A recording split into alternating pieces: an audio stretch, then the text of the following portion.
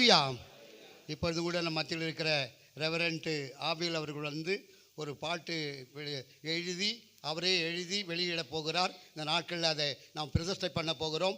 எல்லாரும் ஜெபத்திலே இருப்போம். அதே அநேக ஜனங்கள் அந்த பாட்டை கேட்டு அதன் மூலம் ரட்சிக்கப்படுவார்களாக. சோத்திரம். அருமையாக பாஸ்டர் அசோக் அவர்கள் அருமையாக ஆராதனை நடத்தினார்கள். உண்மையாகவே என்னுடைய உள்ளத்தில் ஒரு பெரிய மகிழ்ச்சி. கரங்களை தட்டி அவருக்காக ஒரு சந்தோஷமாக நாம் மகிழ்ச்சியோடு அவருக்கு கௌரவிப்போம். கர்த்தர் மென்மேலும் அபரிவிதமாக ஆசீர்வதித்து இன்னும் அநேக இடங்களிலே ஐயா அவர்களை பயன்படுத்தும்படி கர்த்தரிடத்தில் நாம் அவருக்காக வேண்டிக் கொள்வோம். கர்த்தர் நம்மை ஆசீர்வதிப்பார். தொடர்ந்து இப்பொழுது நம்ம மத்தியில் ஆபேல் பாஸ்டர் ஐயா அவர்கள் இருக்கிறாங்க.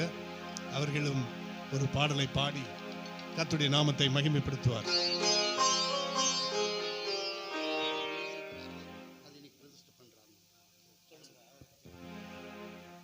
ஆபேல் பாஸ்டர் அவருங்க ஒரு பாடலை இயற்றி இருக்கிறார்கள். அந்த பாடலை இன்றைக்கு அவர்கள் இந்த அரங்கத்திலே அவர்கள் அதை வெளியிட இந்த நாளிலே அவர் வந்திருக்கிறார். பிஷப் கிருபைநாதன் ஐயா அவர்கள் அதை வெளியிடுகிறார்கள். இன்றைக்கு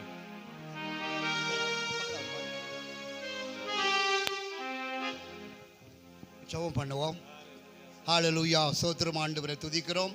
துதிகளின் மத்தியில் வாசைகிற பரலோக பிதாவே, இந்த ஆசீர்வதிக்கப்பட்ட அருமையான வேலைக்காக நன்றியுடன் ஸ்தோத்திரிக்கிறோம். இந்த நாட்களிலும் கூட பாஸ்டர் ரெவரண்ட் ஆபேல் அவர்கள் வந்து ஒரு பாட்டை எழுதி விதமாக தேவனுக்கென்று இந்த நாட்களில் அவர் அர்ப்பணித்து அந்த கேசட்டை இன்றைக்கு நாம் வெளியிட போகிறோம். நம்ம எல்லாரும் சுபம் பண்ணி கொள்ளுவோம். அந்த பாடலை கேட்கிற ஜனங்கள் எல்லாரும் ரட்சிக்கப்படும்படியாய், சமாதானம் பெற்றுக்கொள்ளும்படியாய், ஆசீர்வாதமாக இருக்கும்படியாய், இன்னும் கூட அருமையான ரெவரண்ட் ஆபேலுக்கு தேவன் நல்ல ஞானத்தையும் விவேகத்தையும் கொடுக்கும்படியாய் தேவனை நோக்கி நம்ம எல்லாரும் ஸ்தோத்திரம் பண்ணுவோம். Praise the lord. ஹல்லேலூயா. நன்றி ஆண்டவரே. கர்த்தாவே, இந்த கேசட்டை நீங்க ஆசீர்வதிக்கும்படியா ஜெபிக்கிறோம். ஆசீர்வதிங்க இயேசுவின் நாமத்தில் பிதாவே. ஆமென். Praise the Lord.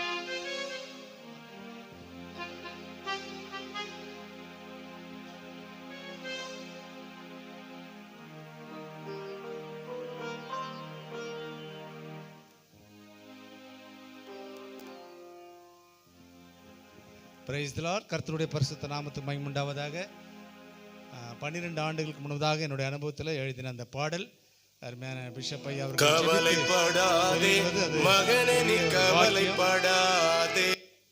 ஆகவே அந்த பாடல் 1 பேதுரு 5ஆம் அதிகாரம் 7வது வசனம் சொல்கிறது, நீங்கள் ஒன்றுக்கும் கவலைப்படாதிருங்கள் என்று சொல்லி. கவலைப்படுவதனாலே ஒரு முழம் சரீரத்தில் கூட்ட முடியுமா? ஒரு முழம் குறைஞ்சி போயிடுமே. ஆகவே இதை பற்றி நீங்கள் கவலைப்படாதீங்க அப்படின்னு சொல்லி மத்திய சுவிசேஷத்தில் 6ஆம் அதிகாரத்தில் சொல்லியிருக்கிறாரு. லூக்கா சுவிசேஷத்தில் 12ஆம் அதிகாரத்தில் நாம் வாசிக்கிறோம். கர்த்தர் நம்ம நித்தமாக நடத்துவார், மகா வறட்சியான காலங்களில் ஆத்துமாவை திருப்தி ஆக்குவார் என்று சொல்லி ஏசாயா 58:11 வசனத்தின் பிரகாரம். அதோடு கூட காகங்களை கவனித்து பாருங்கள், அது விதைப்பதும் இல்லை சேர்ப்பதும் இல்லை, ஆண்டவர் அவை பிளவிட்டுகிறார், அவர்களை காட்டிலாம் விசேஷமானவர்கள் என்று சொல்லி ஆண்டவர் 5 அறிவுள்ள பறவைகளை காட்டில் நம் 6 அறிவுள்ள மக்கள் ஆசீர்வாதங்களை பெற்றுக்கொள்கிறார்கள் என்று சொல்லி. கடைசியாக உபாகம் 28:12 நாம் பல ரீதியில் வேதனையோடு துக்கத்தோடு இருக்கிறோம். உங்களுக்கென்று ஒரு ஆசீர்வாதமான மழை பெய்யும் போது நீங்கள் அநேக ஜாதிகள் கடன் கொடுப்பீங்க, நீங்களோ கடன் வாங்காதிருப்பீங்க என்ற அந்த அடிப்படையில் அந்த வசனத்தை வைத்து எழுதின இந்த பாடல். ஆகவே ஆண்டவருடைய நாமத்தை மயம்படுத்தலாம். முதல்ல இதை கேளுங்க, அப்புறமா பாட முடியும் தான் பாடி கர்த்தருடைய நாமத்தை மயம்பட. Thank you bishop. நீங்கள் வந்து இதை டெடிகேஷன் பண்ணது எங்களுக்கு ரொம்ப சந்தோஷம். கடந்த நாட்களில் மஞ்சள் பிரதர் அதை வாசித்திருக்கிறாரு ப்ரேயரில். ஆண்டவருக்கு மகிமை உண்டாகட்டும்.